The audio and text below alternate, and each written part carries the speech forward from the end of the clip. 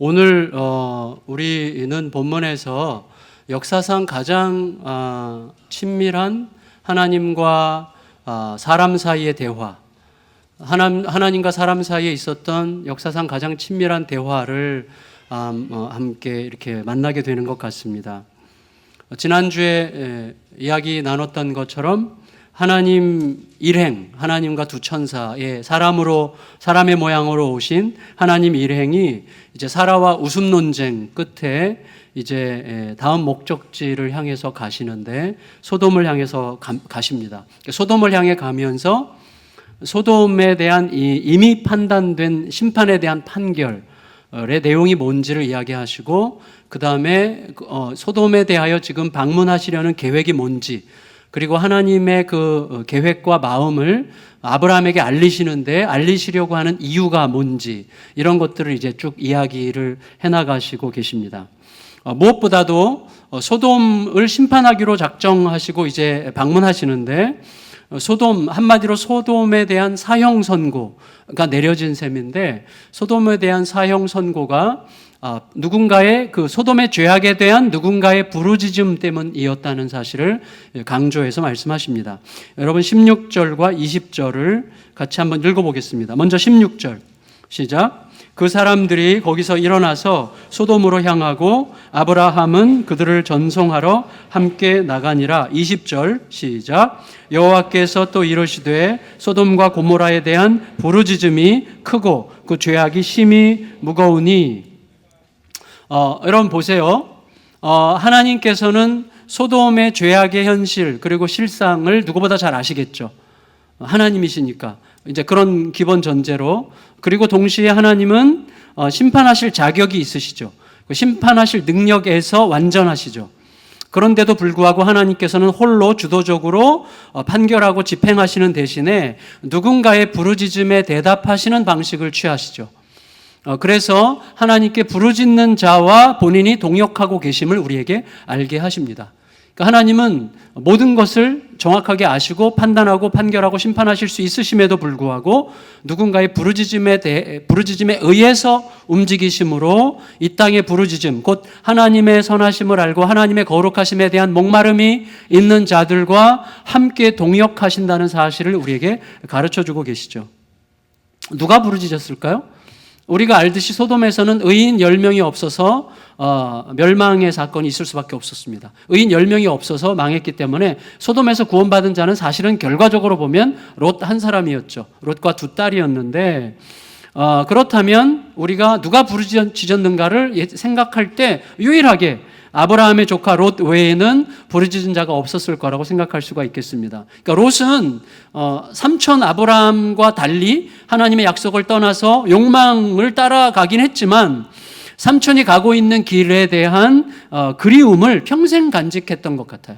그래서 베드로후서 2장 6절에서 8절은 롯에 대해서 이렇게 이야기하죠. 우리가 전에도 한번 읽었는데 다시 한번 같이 읽어보겠습니다. 베드로후서 2장 6절로 7절, 6절로 8절 시작. 소돔과 고모라 성을 멸망하기로 정하여 죄가 되게 하사 후세에 경건하지 아니할 자들에게 본을 삼으셨으며 무법한 자들의 음란한 행실로 말미암아 고통당하는 의로운 롯을 건지셨으니 이는 이 의인이 그들 중에 거하여 날마다 저 불법한 행실을 보고 들으므로 그 의로운 심령이 상함이라 그랬습니다.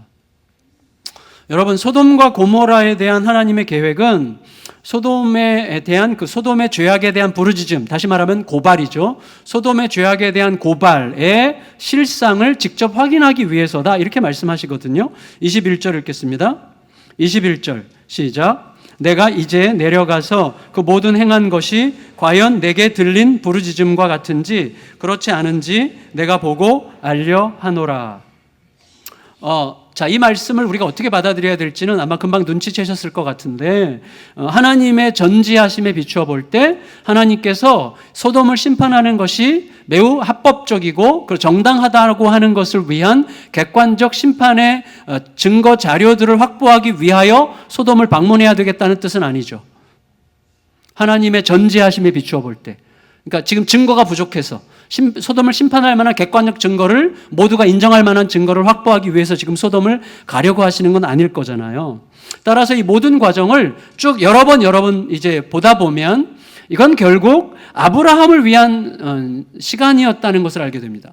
아브라함을 위해서 지금 이 상황을 하나님께서 의도하셨다는 생각을 하게 되는데, 결과적으로 먼저 결론적으로 말씀드리면 아브라함에게 소돔이라고 하는 그 어떤 상징적 어떤 도시죠. 소돔으로 상징되는 가나안 땅이죠. 그러니까 소돔으로 상징되는 가나안 땅의 영적인 실상을 알려주시죠, 미리.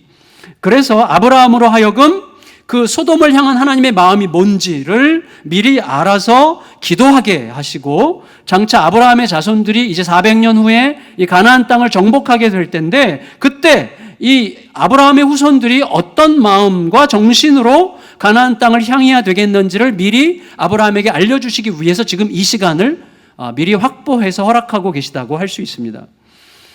결과적으로 하나님의 마음은 심판이 아니라 구원이라고 하는 것을 아브라함에게 미리 알리려고 하시는 거죠.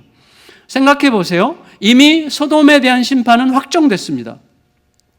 그래서 이미 심판이 확정된 소돔과 고모라에게 두 천사를 보내시는 것도 롯을 비롯해서 행여라도 구원받을 만한 자들을 찾기 위한 조치였다고 할 수가 있겠어요. 결국 하나님께서는요, 소돔을 심판하기 위해서가 아니라 이미 심판하기로 결정된 소돔에서 구원받을 자를 찾기 위해, 다시 말하면 심판의 코드가 아니라 구원의 코드로 소돔과 고모라를 향하고 계시고 아브라함에게 그 하나님의 마음을 보여주려고 하시는 것입니다. 그게 바로 하나님과 세상 간의 관계 실상이죠. 망할 세상에서 구원할 자를 모아 새로운 하나님의 나라를 창조하시는 하나님의 계획이죠. 우리가 하나님의 그 마음을 품고 세상으로 향해야 돼요. 세상으로 향하려고 할 때 이 더러운 세상, 불법적인 세상, 망해야 돼, 이런 식의 생각을 유치하게 말한다면 그렇게 할 수 있을지라도, 그렇게 할 때 내가 꽤 그 세상과 다른 의로운 편에 서서 할 수 있는 자가 아니라는 자기 인식 속에서 세상에 대한 하나님의 긍휼의 마음으로 세상을 향해야 된다는 것을 지금 미리 보여주고 계시려는 거예요. 그 부분을 이제 좀 함께 설명해 보도록 하겠습니다. 그래서 아브라함에게 하나님께서는 자기 계획을 감출 이유가 없다는 것을 고백하세요. 내가 아브라함에게 이거 감출 수 없다. 17, 18절 읽겠습니다. 17절, 18절. 시작. 여호와께서 이르시되 숨기겠느냐? 아브라함은 강대한 나라가 되고 천하 만민은 그로 말미암아 복을 받게 될 것이 아니냐. 여러분, 이 부분을 좀 잘 생각해야 될 것 같은데요. 하나님께서 지금 내가 이거를 아브라함에게 숨기겠느냐? 말해줘야지. 아브라함과 내가 이렇게 친한데. 라는 뉘앙스인데, 사실은 하나님께서 아브라함에게 미리 알리시는 이유는 절친에게 미리 말하지 않았다가 나중에 알게 되면 관계가 상하고 삐질까봐 말해야 되겠다는 뜻은 아니죠. 그런 뜻이 아니에요. 이거죠. 이제 이후에 하나님께 설명하시는 내용을 보면 지금 아브라함에게 뭐라고 그러셨습니까? 아브라함은 강대한 나라가 되고 천하 만민은 그로 말미암아 복을 받게 될 것이 아니냐. 이게 핵심이에요. 아브라함이 삐질까봐 그런 게 아니라. 무슨 말이죠?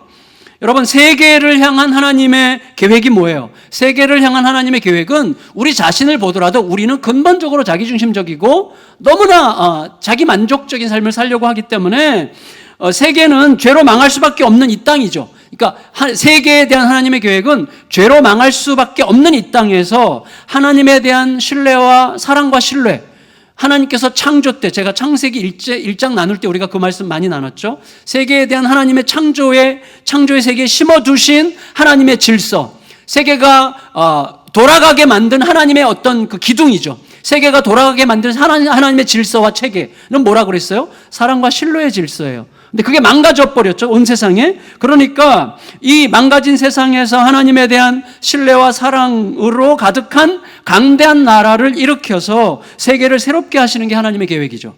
그런데 그 일을 바로 아브라함을 시작으로 해서 하나님의 약속을 붙드는, 사랑과 신뢰로 붙드는 믿음의 사람들을 통해서 이루어갈 것이기 때문에 지금 그 하나님의 계획 속에서 아브라함에게 말할 수밖에 없다고 이야기하시는 것입니다. 따라서 아브라함은 약속을 선택했는데 소돔은 약속을 버리고 욕망을 선택한 역사죠. 그러니까 약속을 버리고 욕망을 선택한 역사 속에 있는 모든 소돔, 모든 소돔들을 향한 하나님의 마음을 분명히 알 필요가 있었기 때문에 미리 말씀하려고 하시는 것이죠. 그래서 이를 위해서 하나님께서는 자신이 다시금 새롭게 일으키실 그 나라의 기둥, 곧 그 나라의 헌법이 뭔지를 말씀하려고 하십니다. 그게 19절이라고 할 수 있겠어요? 19절 읽겠습니다. 시작. 내가 그로 그 자식과 권속에게 명하여 여호와의 도를 지켜 의와 공도를 행하게 하려고 그를 택하였나니 이는 나 여호와가 아브라함에게 대하여 말한 일을 이루려 함이니라. 여기 하나님께서 말씀하신 핵심은 뭐냐면 여호와의 도를 지켜, 자, 하나님께서 새롭게 일으키실 나라는 하나님을 신뢰하고 사랑함으로 하나님의 약속을 온전히 믿는 자들인데 그들이 하나님의 말씀을 지키면 어떻게 된다고요? 의와 공도를 행하게 된다는 거예요. 그러니까 말씀을 지켜 하나님의 도를 지켜 의와 공도를 행하게 하기 위하여 그 방법을 통해서 나라를 세우는 게 하나님의 계획인데 이때 이 의와 공도라고 하는 것은요, 구약 전체의 굉장히 핵심적인 주제예요. 의는 히브리어로 체다카라는 건데, 의로움이죠. 의로움. 우리가 말하는 그 의롭다, 옳다, 공의롭다, 공의로운 행위를 말하는 거고, 공도라고 하는 것은 유명한 단어예요. 미시파트라는 단어인데, 이건 뭐냐면, 공의로운 법령과 재판이에요. 재판. 다시 말하면, 의를 볼 때, 체다카, 의는 의의 본질이고 미슈파트는 의의 구현입니다. 의가 실제로 드러나고 구현되는 재판의 행위죠. 그래서 이 체다카와 미슈파트가 구약 성경에서 하나님께서 세계를 끌고 가시는 굉장히 중요한 기준이 된다는 거예요. 그런데 여러분 19절을 다시 읽을까요? 19절 다시 앞부분만 시작. 내가 그로 그 자식과 권속에게 명하여 여호와의 도를 지켜 의와 공도를 행하게 하려고 그들을 택하였나니 그랬어요. 그러니까 여러분, 자, 이거 무슨 말이에요? 이 체다크와 미시파트라고 하는 세상을 끌고 가시는 하나님의 그 법도, 하나님의 헌법은 의의 도를 지킬 때 이루어진다는 거예요. 하나님의 말씀을 따르려고 할 때, 자, 우리가 하나님의 말씀을 따른다고 할 때 그 사람이 정말 따르느냐 하는 것은 뭐에 의해서 나타나는 거예요? 우리의 마음이 의로움으로 향하고 있느냐, 체다카로 향하고 있느냐, 그리고 그것을 위한 적절하고도 구체적인 공적인 사회적인 조치, 곧 미시파트를 열망하고 있느냐로 우리가 내가 하나님의 말씀을 쫓고 있느냐가 증명된다는 거예요. 그래서 어느 교회든지 정말 그 공동체가 어떤 성도든지 그 성도가 진실로 하나님의 말씀을 따르고 있다면 그는 매우 공의롭고 정의로운 열망을 갖게 되는 거예요. 그래서 내 개인도 그렇지만 이 세상이 그런 하나님의 의로움의 공의의 체계로 변화되기를 열망하는 불의에 대한 불편함이 있고 동시에 의로움에 대한 강렬한 추구가 절로 일어나게 된다는 것을 말씀하고 계시는 것입니다. 이게 훗날 사회개혁의 하나의 상징처럼 이야기되는 선지자 아모스가 반복했던 이야기예요. 아모스의 예언 중에서 가장 우리에게 유명한 게 뭐예요? 아모스서 5장 24절 말씀이죠. 뭡니까? 오직 정의를 물같이 공의를 마르지 않는 강같이 흐르게 할지어다. 이거거든요. 이게 아모스가 그 시대 이스라엘 백성들에게 외치고 싶었던 말씀이죠. 오직 정의를 물같이 공의를 마르지 않는 강같이 흐르게 할지어다. 이때 정의가 뭐예요? 체다카예요. 공의가 뭐예요? 미시파트예요. 그 단어를 그대로 갖다 썼어요. 평등한 기회, 공정한 과정, 정의로운 결과. 이거는 모든 지도자들에게 절대적으로 필요한데 이것이 왜 절대성을 갖습니까? 하나님의 본질에서 나온 것이기 때문이에요. 세계의 창조자이신 하나님의 본질에서 나온 것이기 때문에 절대성을 갖는 것이죠.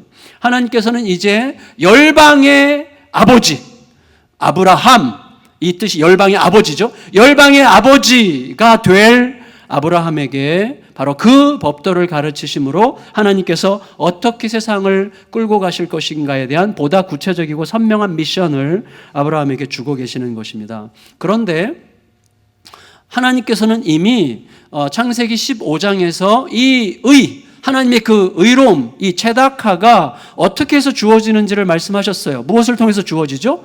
믿음을 통해서. 믿음을 통해서 주어지는 선물이 바로 이 의체다카라는 거예요. 그래서 뭐라고 그랬어요? 15장 6절에서 뭐라고 그러셨습니까? 아브라함이 믿으니 이를 그의 체다카로 여기시고 이를 그의 의로 여기시고라고 이야기했단 말이죠. 그러니까 뭐예요? 절 보세요. 온 세계의 존립, 온 세계가 제대로 돌아가려면, 제대로 건강하게 밝게 그리고 모두에게 희망적인 모습으로 돌아가려면 이 의와 공도, 체다카와 미시파트에 의해서만 가능한데, 그것은 하나님을 믿는 믿음에 의해서만 주어지는 선물이기 때문에 결국 세상의 존립, 온 세계의 존립은 하나님을 믿는 믿음에 의해서만 가능하다는 것입니다. 여러분 보세요. 하나님을 믿는다는 것은 하나님을 전적으로 신뢰하고 사랑하고 하나님의 말씀을 기준으로 말씀과의 소통을 통해서 살아간다는 것을 뜻합니다. 그게 하나님을 믿는다는 거죠. 믿는다는 것은 그 말을 따른다는 거지, 그냥 믿어 그리고 안 따르면 믿는 게 아니잖아요. 전적으로 사랑하고 신뢰해서 말씀을 기준으로 말씀을 통하여 하나님과 소통하며 살아간다는 뜻이죠. 그런데 우리들은 하나님을 믿는 믿음이 아니면 반드시 말씀 대신 내 판단과 내 욕망을 따르게 되어 있어요. 어쩔 수 없어요, 그것은. 그런데 내 판단과 내 욕망은 모두의 기준이 될 수 없잖아요. 그러니까 각자의 판단과 각자의 욕망들의 부딪힘 속에서 투쟁적 세계로 가는 게 너무나 당연한 거예요. 반면에 진실로 하나님을 믿는 사람들은 하나님이 주시는 하나님이 의롭다 하시는 하나님이 주시는 체다카로 든든하죠. 누군 다른 사람들의 다른 사람들이 나를 의롭다고 인정한다 하는 것을 목마르게 기다릴 필요가 없어요. 나는 이미 든든하죠. 하나님에 의해서 충분히 받아들여졌기 때문에 그의 사랑과 나에 대한 신뢰와 나를 의롭다 하시는 그의 선언으로 인하여 나는 매우 든든하고 자유로운 거죠. 따라서 여러분, 자기의 옳음을 스스로 입증하기 위해서 발버둥할 필요가 없는 거예요. 옳은 길을 가기만 하면 되는 거죠. 하나님 뒤를 따라가기만 되는 것이죠. 따라서 그리고 그 길에서는 불의의 비천함이 매우 선명하게 드러나죠. 여러분, 옳은 길을 쫓아가려고 하면 옳지 않은 길에 대해서 굉장히 예민해지죠. 그 불의함의 천박함이 너무 쉽게 드러나기 때문에 그는 자기도 모르게 혹은 의도적으로 의를 쫓아가게 되어 있습니다. 따라서 하나님이 이루어 가실 하나님 나라의 헌법은 오직 믿음이에요. 그래서 믿음인 거죠. 그렇다면 여러분, 하나님께서 이제 이 소돔 심판에 관해서 하나님과 대화를 이렇게 하려고 하는 이 상황에서 이 말씀을 하시는 이유가 뭐겠어요? 바로 이 체다카와 미시파트가 소돔과 고모라에서 씨가 말랐다는 뜻이죠. 그게 소돔 심판의 이유라는 뜻이죠. 그리고 결국 그것이 제대로 작동하고 있느냐 여부가 온 세상에 대한 하나님의 판결 기준이라고 하는 것을 아브라함이 미리 알아야 된다고 말씀하시기 위해서 이런 상황을 유도하셨다고 할 수가 있겠어요. 여러분, 이런 배경을 깔고 하나님과 아브라함의 대화가 시작됩니다. 자, 이제 아브라함의 질문으로 이 대화가 시작이 되는데 아브라함은 이렇게 묻습니다. 22절, 23절 함께 읽겠습니다. 22절, 23절 시작. 여호와 앞에 그대로 섰더니 아브라함이 가까이 나아가 이르되 주께서 의인을 악인과 함께 멸하려 하시나이까 그랬어요. 여러분, 아브라함의 질문의 핵심은 이거죠. 하나님이 의의 근원, 체다카의 근원이신 하나님께서는 이 체다카를 붙든 자들까지도 체다카를 저버린 자들과 함께 멸하려 하십니까? 이 말이죠. 만일에 소돔을 심판하려고 하는 계획이 저의 이런 질문에 제대로 대답할 수 없는 계획이라면 그 계획은 이미 하나님의 의와 공도를 스스로 저버린 계획이 아니겠습니까? 하나님의 의를 붙든 자들, 하나님의 의를 저버린 자들과 함께 벌하신다면 그건 이미 하나님이 하나님의 의와 공도를 저버린 것인데 그건 하나님께 합당하지 않은 거 아닙니까? 라고 하나님께 도전적으로 질문하고 있는 것입니다. 그래서 아브라함이 계속해서 자기 논리를 이런 식으로 끌고 가고 있어요. 24절, 25절 읽겠습니다. 시작. 그 성 중에 의인 50명이 있을지라도 주께서 그곳을 멸하시고 그 50의인을 위하여 용서하지 아니하시리이까. 주께서 이같이 하사 의인을 악인과 함께 죽이심은 부당하오며 의인과 악인을 같이 하심도 부당하나이다. 세상을 심판하시는 이가 정의를 행하실 것이 아니니이까. 하나님의 정의가 없다면 세상이 어떻게 존립하겠습니까? 그 말이죠. 그러니까 지금 하나님께 상당히 지금 예민해요.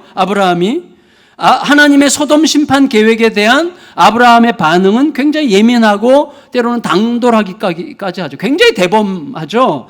어떻게 이렇게 대범할까요? 사실은 아브라함의 이 하나님에 대한 질문이 이렇게 대범하기만 한 것은 아닙니다. 아브라함이 굉장히 겸손해요. 어떻게 알 수 있는가 하면 27절 한번 보실래요?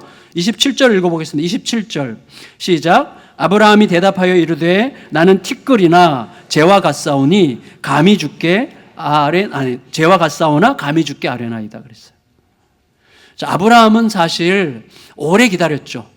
하나님의 약속을 오래 기다렸죠. 기다리면서 그가 발견한 것은 하나님의 불신실함이 아니라 자신의 불신실함이었죠. 그가 그걸 발견했어요.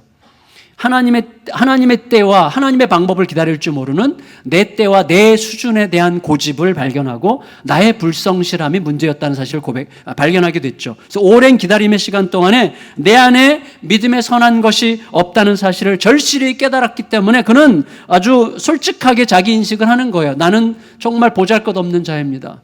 저에게 무슨 선한 것이 없습니다. 이렇게 고백하죠. 그런데도 굉장히 담대하게 기도하죠. 굉장히 하나님께 막 야단치듯이 이건 부당한 거 아니야! 막 이렇게 이제 하나님께 야단을 치듯이 이렇게 얘기를 하는데 다시 말하면 이런 거죠. 아브라함은 지금 대단히 매우 담대하게 겸손하죠.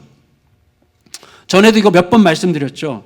여러분, 우리는 이미 진리가 우리를 어떻게 담대하게 하고 어떻게 겸손하게 하는지를 여러 번 말씀을 드렸어요. 빛으로 임하는 진리는 우리의 삶을 매우 아주 유니크한, 매우 독특한 캐릭터를 만들어요, 우리 안에. 진리를 추구하는 사람은 아주 독특한 캐릭터가 형성이 돼요. 어쩔 수 없이. 그게 뭐예요? 담대한 겸손함이라는 거예요. 담대한 겸손함. 진리는 빛이죠. 볼 수 없던 삶의 실체를 보게 하죠. 그래서 우리를 담대하게 하죠. 동시에 그 빛은 내 안에 있는 누추함과 초라한 존재의 현실을 더 세밀하게 들여다보게 함으로써 우리를 굉장히 겸손하게 하죠. 그래서 진리 앞에 선 자는 담대한 겸손함이라는 매우 독특한 성향을 갖게 되는 거예요. 그렇다면 아브라함은 지금 하나님의 진리 앞에 서 있는 게 분명하죠. 우리가 하나님을 향해서 매우 담대하게 기도드렸던 때는 언제죠? 하나님 앞에 내가 원하는 내 욕망을 마음껏 구하고 하나님께 달라고 막 강력하게 열망하며 청원할 때가 아니죠. 막 생떼를 쓸 때가 아니죠. 언제 우리가 담대하게 기도할 수 있습니까? 하나님의 약속의 근거로, 하나님의 성품을 근거로 하나님의 뜻을 이루라고 할 때에 담대할 수 있는 거죠. 너무나 분명하니까, 이게 하나님의 뜻인 게 너무나 확실하니까, 이게 하나님의 본성과 하나님의 약속과 하나님의 성향에 완전히 맞는다는 확신 속에 있을 때 담대하게 구할 수 있죠. 이거 하나님께서 약속하신 거 아니에요? 이게 원래 하나님의 것 아닙니까? 라고 요구할 수 있는 거죠, 그때. 내가 원하는 것을 위해서 생떼를 쓸 때 담대할 수 없습니다, 우리는.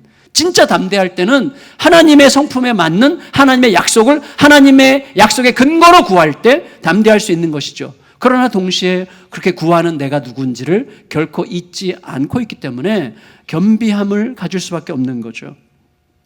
여러분, 하나님의 입장에서는 아브라함의 이런 태도가 어땠을까요? 저는 어쩌면 하나님께서 아브라함의 이런 기도를 처음부터 유도하셨거나 간절히 기다렸다는 생각이 듭니다. 하나님께서 소돔 심판을 작정하신 이유는 뭐예요? 이미 소돔에 단 한 명의, 롯 빼고는 단 한 명의 의인도 없다는 사실을 아셨기 때문이죠. 따라서 처음부터 소돔 심판은 취소될 수 없는 거였습니다. 처음부터. 그런 의미에서 하나님께서 아브라함과 대화하시는 것은 심판의 여지를 두고, 심판할까 말까의 여지를 두고 심판의 여지를 논의하기 위해서 아브라함과 대화를 하시는 게 아니라 아브라함의 이런 기도를 끌어내시기 위해서 이런 대화를 지금 하고 계시다고 생각할 수 있는 거예요. 한번 생각해 보세요. 자, 제가 이제 어떤 나라의 왕인데 혹은 어떤 공동체의 지도자인데 내 뜻을, 그 공동체 멤버들을 다 사랑하지 않아요, 리더라면. 근데 내 뜻을 거스른 자가 있어요. 근데 그를 징계하려고 해요. 그래서 징계하려고 하는데 옆에서 진짜 잘하는 거라고, 진짜 잘하는 거라고 막 열심히 지지하고 부추기는 자가 있을 수 있겠죠, 당연히. 진짜 그래야만 된다고, 잘하는 거라고. 근데 그런 자, 나에게 막 지지하고 응원을 보내는 그런 자의 응원을 좋아한다면 독재자죠. 그렇지만 그런 자의 지지와 응원을 민망하게 생각하고 속상해하는 자라면 아버지죠. 저는 우리가 이 소돔에 대한 하나님의 마음을 그런 방식으로 생각하도록 지금 이 본문이 우리에게 소개되고 있다고 생각이 됐어요. 여러분, 소돔과 고모라를 하나님께서 심판하려고 하실 때 하나님의 마음이 단지 분노와 저주로만 가득했겠습니까? 절대 그렇지 않았을 것입니다. 여러분, 소돔 사람들은 버러지나 들짐승이 아니죠. 그들도 하나님의 형상을 받아 태어난 하나님의 고귀한 피조물들이었습니다. 여러분, 우리가 세상을 대할 때 마치 불의한 어떤 대상을 그리고 정말 꺼려진 어떤 대상을 대할 때조차도 우리들의 마음속에서는 나는 그들과 완전히 다른 굉장히 의로운 자라고 하는 전제 속에서 그들을 대하고 있지 않은지를 들여다볼 수 있어야 돼요. 따라서 여러분, 그들에 대한 하나님의 심판에는 노아 홍수 때와 마찬가지로 고통과 아픔이 가득했을 거예요. 그런 의미에서 하나님의 목적은 소돔의 멸망이 아니라 멸망을 자처한 소돔을 향해 하나님께서 어떤 마음을 가지고 계셨는지를 자기 백성이 헤아려 주는 것, 그게 하나님의 목적이라고 할 수가 있겠습니다. 그렇지 않다면 소돔과 고모라 심판을 앞에 두고 하나님께서 자기 백성과 이런 식의 대화를 나누는 것에는 별다른 의미가 없는 거죠. 그것이 아니라면.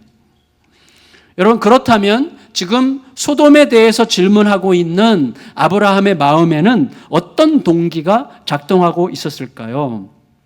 예상컨대 여러분, 만일에 아브라함 입장에서 오직 조카 롯이 소돔 사람들과 함께 멸망하지 않는 것이 목적이었다면 아브라함은 하나님께 롯이 피할 길을 알려달라고 간청했을 것입니다. 그렇지만 그런 언급은 전혀 없어요. 오히려 아브라함은 소돔에 의인들이 있다면 그들을 봐서라도 소돔을 구해달라고 기도하고 있습니다. 여러분, 소돔 사람들에 대한 아브라함의 마음이 어땠을까요? 소돔 사람들과 아브라함이 이전에 만났던 적이 있죠. 예, 아브라함이 그돌라오멜 군대 동방연합군이 쳐들어와서 소돔 사람들을 전부 다 잡아갈 때, 그때 조카 롯도 함께 잡혀갔을 때, 그때 아브라함이 쫓아가가지고 그 군대를 물리치고 모든 사람들을 다시 이렇게 데리고 왔잖아요. 다 이제 구출해가지고 살려왔잖아요. 그때 굉장히 먼 거리거든요. 그 먼 길을 소돔 사람들과 함께 돌아오는 과정에서 뭔가 깊은 어떤 사귐이라는 표현이 가능할까요? 길고 험난하고 행복한 여정이죠. 살아서 돌아오는 여정. 그래서 그때 그들에 대한 어떤 애정이 아브라함의 마음 어느 한켠에 깊이 남아 있었을 가능성도 있을 거라고 생각이 됩니다. 당연히 조카 롯에 대한 애정은 아브라함 마음 깊은 곳에 아직 남아 있었겠죠. 물론 나중에 보면 아브라함과 조카 롯이 약간 사이가 이렇게 약간 틀어져 있는 것 같은 느낌은 들어요. 왜냐하면 롯이 소돔에서 겨우 빠져나와가지고 간신히 목숨만 건졌잖아요. 아무것도 없이 나왔잖아요. 그때 자기 삼촌을 찾지 않아요. 산으로 가죠, 산으로. 그리고 아브라함도 자기 조카 롯이 나온 걸 알았을 텐데 롯을 다시 만나지 않죠. 아브라함도 사람인지라 아마 그랬는지 모르겠지만 하여튼 뭔가 거기 있겠죠. 뭔가 두 사람 사이의 관계에 약간 좀 소원한 느낌을 느낄 수 있어요. 하지만 그럼에도 불구하고 지금 본문에서 아브라함은 소돔에 대한 하나님 심판에 대해서 재론의 여지를 거론하면서 하나님과의 대화를 이끌어가죠. 자, 이 유명한 대화, 하나님과 아브라함 사이의 유명한 대화에서 아브라함은 소돔에서 의를 품은 자, 체다카를 품은 자 50명을 찾는 경우에 소돔 심판 취소 여건이 될 수 있겠느냐라고 하나님께 묻습니다.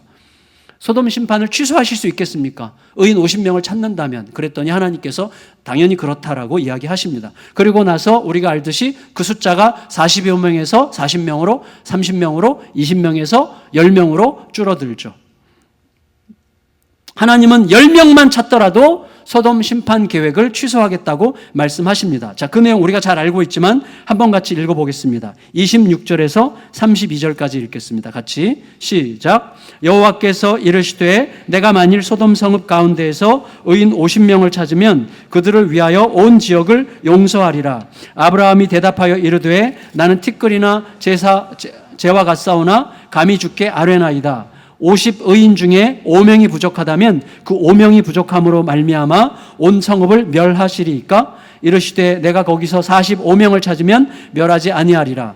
아브라함이 또 아뢰어 이르되 거기서 40명을 찾으시면 어찌하려 하시나이까? 이르시되 40명으로 말미암아 멸하지 아니하리라. 아브라함이 이르되 내 주여 노하지 마시옵고 말씀하게 하옵소서. 거기서 30명을 찾으시면 어찌하려 하시나이까? 이르시되 내가 거기서 30명을 찾으면 그리하지 아니하리라. 아브라함이 또 이르되 내가 감히 내 주께 아뢰나이다. 거기서 20명을 찾으시면 어찌하려 하시나이까? 이르시되 내가 20명으로 말미암아 그리하지 아니하리라. 아브라함이 또 이르되 주는 노하지 마옵소서. 내가 이번만 더 아뢰리이다. 거기서 10명을 찾으시면 어찌하려 하시나이까? 이르시되 내가 10명으로 말미암아 멸하지 아니하리라. 아브라함도 이상하고 하나님도 이상하고. 여러분, 이 대화에서 굉장히 중요한 건 뭐예요? 하나님께서 마지못해 양보하시는 양상이 아니라는 거죠. 하나님 매우 기꺼이 대답하시죠. 그리고 그 과정에서 아브라함은 매우 중대한 사실을 깨달았던 게 분명합니다. 뭐냐면 아브라함은요, 더 질문하고 싶었을 거예요. 만일에 의인 5명을 찾으면 어떻게 하시겠습니까? 라고 질문하고 싶었을 게 분명해요. 나중에 천국 가서 물어보세요. 어떻게 알았어? 그럴 것 같아요. 근데 여러분, 그거 여쭙고 싶었겠지만 그 질문에 대한 하나님의 대답을 이미 알고 있기 때문에 묻지 않은 거죠. 하나님께서 뭐라고 하셨겠어요? 그렇다. 5명 찾아도 내가 구하겠다. 이렇게 말씀하셨을 가능성이 있어요. 그런데 왜 더 이상 여쭙지 않았죠? 의인 5명을 찾을 가능성이 없다고 확신했기 때문이죠. 소돔에서. 여러분, 그렇다면 이런 거라고 생각해요. 어떤 공동체가 집단적인 심판을 당하는 가능성이 있다면 어떤 공동체든지 집단적 무슨 엄청난 화산 폭발로 망한 어떤 폼페이 그 도시 같은 것처럼 어떤 그 집단적인 심판이 있을 경우에 그걸 면할 수 있으려면 이 본문에 근거하면 그 공동체를 지탱하는 이 소위 의와 공도, 체다카와 미시파트를 따르는 최소한의 집단 혹은 작은 단위의 공동체라도 있어야 된다는 생각을 자연스럽게 할 수 있죠. 그럼 몇 명일까요? 알 수 없죠. 어떻게 압니까, 우리가? 하지만 힌트를 우리가 받는다면 마태복음 18장에서 예수님께서 뭐라고 말씀하셨어요? 2-3사람. 단 2-3사람이라도 예수 이름이 그들의 삶 전부라는 사실을 알고 사는 자들이 있다면 예수님 자신이 그들 가운데 계시면서 그들의 기도가 하늘의 문을 열고 닫는 권세로 작동하게 하겠다라고 예수님은 약속하셨어요. 따라서 예수님은 우리 안에 단 2-3사람만이라도 진실로 예수님을 따르는 자가 있는 한 회복의 여지가 충분한 거라고 기대할 수 있게 하신 거죠. 여러분, 결국 이렇게 하나님과 아브라함 사이의 대화는 종료됐습니다. 그리고 이제 하나님은 떠나가셨어요. 마지막 33절 읽고 말씀을 정돈하겠습니다. 33절 시작. 그래서 아브라함과 말씀을 마치시고 가시니 아브라함도 자기 곳으로 돌아갔더라. 각각 자기 길을 갔습니다. 하나님은 하나님의 자리로, 아브라함은 아브라함의 자리로. 하나님의 자리는 어디예요? 심판주의 자리로 가셨고 아브라함은 중보자의 자리로 갔습니다. 심판주의 자리로, 중보자의 자리로 다시 갔어요. 그러면 여러분, 중요한 건 뭐예요? 심판주가 중보자에게 간절히 귀를 기울이고 계시다는 거죠. 그게 우리에게 주시는 메시지라고 생각이 돼요. 여러분, 심판주 하나님은 처음부터 아브라함을 중보자의 자리로 유도하셨고 그의 중보적 기도를 이끌어내셨고 그의 기도를 들으셨어요. 하지만 중보자 아브라함은 하나님의 심판을 결코 막을 수 없었습니다. 이유는 아브라함 자신이 바로 자기 안에 순전한 의와 공도를, 순전한 체다카와 미시파트를 온전히 소유한 자가 못 되기 때문입니다. 따라서 아브라함과 별반 다를 바 없는 우리들은 앞으로 지금까지 등장해 왔던 또 앞으로도 등장할 수 있는 모든 시대의 소돔과 고모라를 위한 진정한 중보자를 갈망할 수밖에 없는 거죠. 그런데 드디어 그 진정한 중보자 체다카와 미시파트의 원형이신 예수 그리스도가 우리를 찾아오셨고 우리를 만나 품으심으로 우리를 소돔에서 건져 살리셨던 거죠. 여러분, 돌이켜보면 아브라함은 죄인들에 대한 하나님의 자비를 청원한 게 아니에요. 하나님 단지 불쌍히 여겨주세요. 그러지 않았어요. 아브라함은 악인과 함께 의인을 처벌하는 것이 하나님의 공의에 맞지 않는다는 사실을 근거로 하나님의 의로우심에 호소했어요. 하나님의 자비에 호소한 게 아니라 하나님의 의로움에 호소했어요. 근데 여러분, 하나님의 공의에 흠이 생기면 세상은 존립할 수 없죠. 이 땅의 모든 판사들이, 이 땅의 모든 재판장들이 불의에 사로잡혀 있는 한 세상이 어떻게 서겠습니까? 근데 그 의로움의 근원이신 하나님의 의로움에 손상이 가고 흠이 생긴다면 세상은 존립할 기준 자체가 없어지는 거죠. 그런데 문제는 하나님의 의로우심대로라면 소돔이 완전히 소멸되어야 하는 것과 마찬가지로 소돔이 상징하는 이 온 세상, 온 땅 역시 소멸의 심판에서 벗어날 길이 없다는 사실이죠. 결국 우리도 하나님의 의로우심을 호소할 때가 더러 있지만 여러분, 하나님의 의로우심을 호소할수록 하나님의 의로우심 앞에서 가장 두려워해야 될 자는 하나님의 의로우심을 호소하고 있는 바로 나 자신이라는 사실을 결국은 깨닫게 됩니다. 결국은 깨닫게 돼요. 우리는 굉장히 의로운 척하면서 불의에 대해서 핏대를 세우지만 사실은 내가 바로 그들이라는 사실을 항상 깨닫게 되는 것입니다. 여러분, 그리고 하나님께서 우리를 의롭다고 하시는 것 자체가 우리의 의로움 때문이 아니죠. 우리의 의로움 때문에 하나님께서 우리를 의롭다 하시는 것이 아니라 하나님의 자비하심으로 말미암아 우리를 의롭다 하시는 거죠. 따라서 여러분, 결국 우리와 온 세상은 하나님의 자비하심에 기대어 있을 뿐이죠. 하나님의 의로우심에 기대어 있는 한 우리들은 뼈도 못 추립니다. 하나님의 의로우심이 나를 심판하옵소서. 어떻게 우리가 살아남겠어요? 하나님의 자비하심이 기대어 있을 뿐이죠. 그리고 하나님의 의로우심에 호소하는 동안에도 하나님의 자비의 수혜자로서만 하나님의 의로우심에 호소할 수가 있는 거죠. 결국 하나님의 자비하심이 하나님의 의로우심을 완전히 충족시키는 때가 필요한 거죠. 하나님의 자비하심이 하나님의 의로우심을 완전히 완성하는 그 자리, 어디예요? 십자가죠. 우리에 대한 하나님의 자비가 아들을 죽이는 정의의 시행으로 해소됐죠.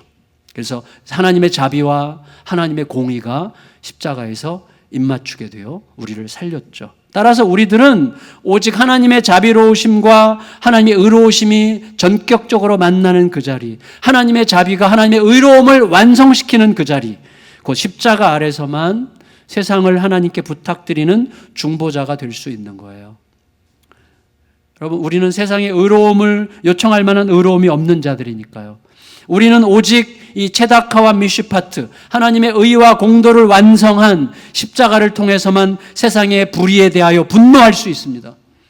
세상의 불의에 분노할 수 있는 근거는 하나님의 의로우심이 우리를 그의 자비하심에 의해서 나를 용서하셨다는 사실 때문에 불의에 분노할 수 있지, 우리의 의로움을 근거로 세상의 불의함에 분노할 수 있지 않아요. 우리들은 오직 내가 십자가 앞에 있을 때만 우리는 세상의 불의에 대하여 분노할 수 있고, 오직 그 십자가를 통해서만 세상의 구원을 위하여 눈물 흘릴 수가 있는 거죠. 말씀을 정리할게요. 그러면 여러분, 우리와 하나님 사이의 대화, 다시 말하면 세상을 향한 우리의 눈물에는 어떤 의미가 있는 것입니까? 우리가 명백히 알아야 될 게 있고 또 알고 있는 게 있습니다. 그게 뭐냐면 우리의 기도가 우리가 저 인간 좀 변했으면 좋겠어라고 생각하는 그 인간, 그리고 이런 환경이 좀 바뀌었으면 좋겠다고 생각하는 그 환경을 바꿀 수 없습니다. 우리의 기도가 그 사람이나 그 환경을 바꿀 수 없죠. 다만 하나님은 우리의 기도를 통하여 그 사람과 그 환경을 바꿀 수도 있으시죠. 네, 하나님이 바꾸시는 거죠. 우리의 기도가 바꾸지 못합니다. 하나님이 우리의 기도를 통하여 그 사람과 그 환경을 바꾸실 수도 있을 것입니다. 그러나 진실로 기도를 반복할수록, 제대로 기도하려고 하면 할수록 우리가 알게 되는 게 있어요.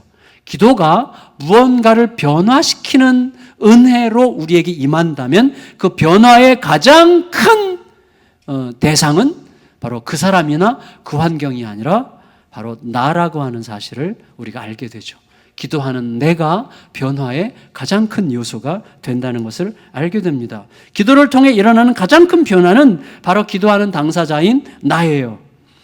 저는 기도하는 동안, 우리들은 기도하는 동안 하나님의 마음 깊숙한 곳으로 들어갈 수가 있어요. 우리들은 기도하는 동안에 나의 내면의 복잡함을 보게 됩니다. 기도하는 동안에 내 진정한 문제가 진짜 무엇이었는지를, 현상의 문제가 있고 그 밑바닥에 문제가 있고 밑바닥에 문제가 있고 그 밑바닥에 가장 밑바닥에 뭐가 있는지를 자꾸 들여다봄으로써 그 문제의 가장 핵심이 뭔지를 알게 되는 거죠. 내가 굉장히 옳은 말을 하고 있지만 사실은 내가 옳다는 것을 인정해주지 않은 그 인간, 나 인정받고 싶은 내 욕구가 사실은 그런 분노를 하게 만들고 있었다는 사실을 점점 깨달아가면서 내 내면의 질서를 잡아가기 시작하게 되는 것이죠. 그리고 기도하는 동안에 하나님과 소통하는 영광과 기쁨이 무엇인지를 알게 됩니다. 그런 의미에서 소돔을 위한 아브라함의 기도에서 최대의 수혜자는 롯과 그의 두 딸이 아니라 기도하는 아브라함 자신이었죠. 여러분, 데이빗 잭맨이라고 제가 옛날부터 참 좋아했던 영국의 목회자 겸 신학자가 있는데 그분이 아브라함이라는 책에서 이런 이야기를 했어요. 가족을 위해서 더 많이 기도할수록 가족들에게 하나님에 대해서 이야기할 게 많아진다. 지금 굉장히 맞는 말 같은데 이게 무슨 뜻이지? 이렇게 헷갈려요, 이게 약간. 여러분, 가족들을 위해서 더 많이 기도할수록 가족들에게 하나님에 대해서 이야기할 게 더 많아지는 거예요. 자, 무슨 말인가 하면 제가 저희 가족을 위해서 기도하죠. 이걸 위해서 막 기도해요. 기도한다는 건 무슨 뜻이죠? 이거 잊지 마셔야 됩니다. 기도한다. 내가 누구를 위해서 기도한다는 것은 그 기도가 응답될 때까지 내가 할 수 있는 모든 것을 한다는 뜻입니다. 잊으시면 안 돼요. 그래서 기도해 드릴게요라는 말 너무 쉽게 하지 마세요. 기도해 드릴게요라고 말했다면 그 기도가 그에게 응답될 때까지 내가 할 수 있는 모든 것을 하는 거예요. 우리는 단지 추상적 기도가 뭔가를 무슨 텔레파시처럼 무슨 에너지가 돼서 그에게 역사해가지고 막 뭔가를 이룰 것 같은 에너지원처럼 생각할 가능성이 있는데 그게 아니죠. 하나님이 역사하시는 거예요. 그 기도 자체가 아니라 기도를 들으시는 하나님이 역사하시지만 동시에 하나님은 나를 쓰고 싶어 하실 수도 있죠. 여러분 보세요. 저 사람이 빵이 없어요. 빵 주세요. 그런데 나는 빵이 있는데 빵 안 주면서 빵 주세요라고 말하는 건 얼마나 사기입니까? 그 기도가 아니에요. 저 사람에게 빵이 없어요. 빵을 주세요. 그러면 빵을 내가 주면서 기도하는 게 기도죠. 맞지 않습니까? 그거 기도예요. 기도는 행동이에요. 그런 의미에서. 여러분, 제가 가족들을 위해서 기도한다면 기도에 따르는, 기도에 걸맞는 행동을 하겠죠. 그러면 변화가 일어나요. 그 변화는 누구의 이야기예요? 하나님의 이야기죠. 그러니까 가족들에게 말하는 거죠. 이거 하나님이 그렇게 하셨어. 그러면 그가 하나님을 바라보는 거죠. 그래서 하나님 중심을 통해서 질서가 잡히는 거예요. 그게 데이빗 잭맨이 하는 얘기예요. 가족들을 위해서 하나님께 더 많이 기도할수록 가족들에게 하나님에 대해서 이야기할 게 점점 많아진다는 거예요. 그러면서 온 우리 가정이 하나님의 다스림 안에서 진짜 그의 샬롬을 누리기 시작하게 되는 것이죠. 여러분, 아브라함이 10명에서 더 이상 줄이지 못하고 멈췄어요. 근데 그 아브라함은 기도하는 중에 굉장히 많은 걸 알았어요. 응답받지 못한 것 같지만 응답을 다 받은 거죠. 여러분, 기도하는 중에 자신에게 과연 의로움을 근거로 하나님께 담대하게 청원할 만한 자격이 나에게 있는가? 그걸 생각했겠죠. 더구나 하나님의 공의만큼이나 하나님의 자비가 얼마나 막대한지를 깨달았겠죠. 더 나아가서 세계를 통치하시되 세계의 내면을 살피시는 하나님은 어떠한 기준으로 세계의 내면을 살피시는지를 알았겠죠. 동시에 세계의 운명에 관한 마음을 자기 백성과 기꺼이 소통하고 싶어 하시는 하나님의 마음을 알았겠죠. 동시에 세계의 고통스러운 현실에 자기의 백성들이 참여하기를 원하시는 하나님의 마음도 알았겠죠. 아브라함이 어마어마한 걸 얻은 거예요. 더 나아가서 자신의 전 삶을 통해서 지금 여기에 있는 우리들에게 하나님에 대하여 지금 이야기를 들려주고 있잖아요. 아브라함이 다 얻은 유익이죠. 여러분, 하나님을 더 넓고 더 깊게 알아간다고 하는 것은요, 정말 놀랍고 위대한 일입니다. 왜냐하면 이건 완전히 진실인데 우리의 삶은 바로 하나님을 아는 지식만큼만 펼쳐질 거예요. 100%예요. 이 땅에서 좀 다른 사람보다 우월한 무슨 삶을 살았다, 좀 더 많이 가진 삶을 살았다. 여러분, 우리 곧 오는데, 이 땅의 마지막 순간이 곧 오는데 그때 그렇게 대단히 가치 있는 건 아니에요. 그림자와 같은 것들이죠. 전부 다. 하나님과 내가 어떤 생명적 관계 속에 있었느냐가 중요한데 그것은 하나님을 내가 아는 만큼만 내 안에서 사건이 되는 거예요. 하나님께서 호수 저편에 계시고 거기 분명히 계시고 나에게 오라고 하실 때 그분만 믿고 따라가면 그분은 나를 반드시 호수를 건너가게 하실 분이라고 믿고 내 하나님이 그런 하나님이라고 내가 알고 있다면 나는 건너가고야 말 것입니다. 그러나 그런 하나님을 알고 있지 못하면 발도 내딛지 못할 거예요. 우리의 삶은요, 결국 하나님을 아는 지식만큼만 펼쳐지는 거예요. 저는 저쪽 서울에서 화성까지 올 수 있도록 하시는 하나님만큼은 알고 있는 거죠. 그 하나님이 저를 여기 오게 하신 거예요. 내가 알고 있는 하나님만큼만 나는 그 수준으로 그 높이로 살아가는 것입니다. 그게 중요한 거예요. 그래서 하나님을 알아간다고 하는 것은 정말로 위대하고 놀라운 일이에요. 하나님을 점점 더 알아가셔야 되는 것입니다. 결국 우리들은 말씀을 통해 하나님과 대화하는 중에 내가 기대하고 내가 원하는 것만 잔뜩 나열하고 많은 그런 기도에 머물지 않는다면, 참으로 하나님께 있는 모습 그대로 내 마음을 쏟아놓을 수 있다면, 또 하나님으로부터 진실로 내가 들으려고 하고 있다면 우리들은 반드시 하나님을 더 깊고 더 넓게 알게 될 것이고, 그로 인해서 우리의 삶은 그만큼 더 넓어지고 그만큼 더 깊어지게 되는 것입니다.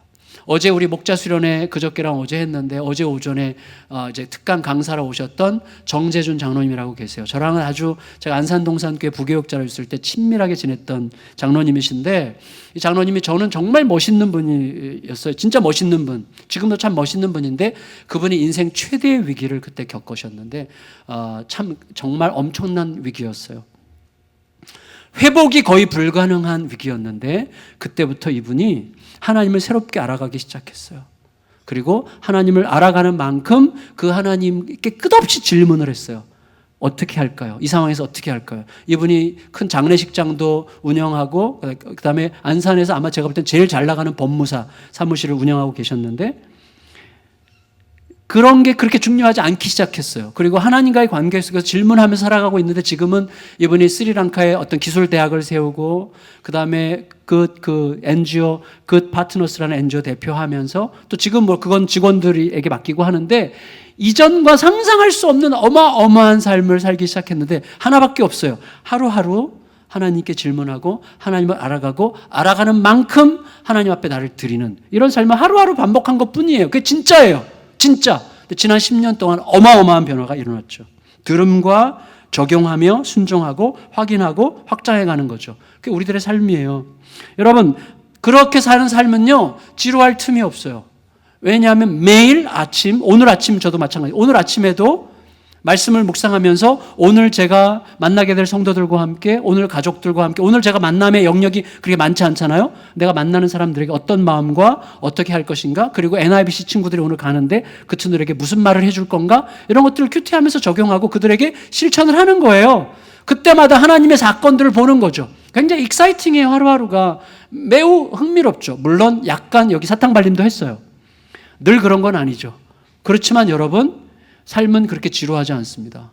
하루하루가 하나님의 말씀과 함께 걸어가는 삶은 우리가 생각하는 것보다 훨씬 더 익사이팅하고 멋있죠. 말씀을 마칠게요. 여러분, 우리 모두가 다, 저와 여러분들 모두가 다 하나님과의 그런 지속적이고 깊은 살아있는 대화 속에서 그런 깊은 은혜의 삶을 누리고, 그래서 우리의 삶이 더 깊어지고 더 확장되고, 또 우리가 생각지도 못했던 삶의 자리로 날마다 점점 더 들어가는 은혜가 우리 모두에게 펼쳐지게 되기를 예수님의 이름으로 축원합니다. 축원합니다. 자리에서 일어나셔서 주 내 소망은 주 더 알기 원합니다. 찬양하겠습니다.